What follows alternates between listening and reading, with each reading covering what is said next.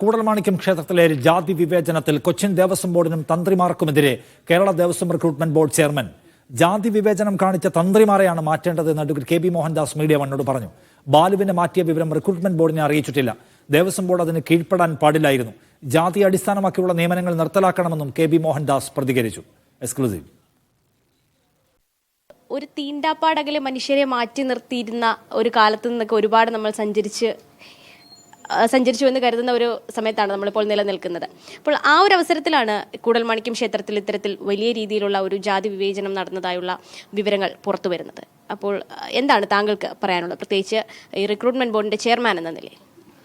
ഇത് വളരെ ആശ്ചര്യപ്പെടുത്തുകയാണ് ഉണ്ടായത് ഈ തന്ത്രിമാർ എടുത്ത ഈ നിലപാട്. കൂടൽമാണിക്യം ദേവസ്വത്തിൽ കഴകം തസ്തിക 2 തസ്തികയാണുള്ളത്. അതിൽ ഒരു തസ്തിക പാരമ്പര്യ അവകാശികൾക്കുള്ളതാണ്.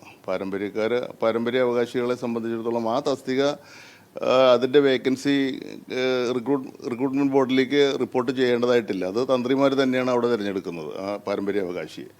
രണ്ടാമത്തെ തസ്തിക കഴകം തസ്തിക ഉള്ളത് ഡയറക്റ്റ് റിക്രൂട്ട്മെൻറ്റാണ്. അത് 10 മാസത്തേക്കാണ്.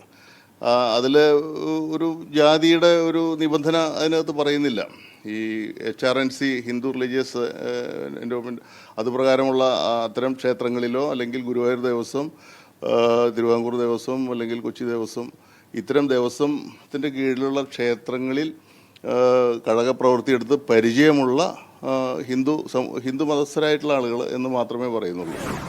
ജാതിയുടെ വ്യവസ്ഥ പറയുന്നില്ല അതിനകത്ത്.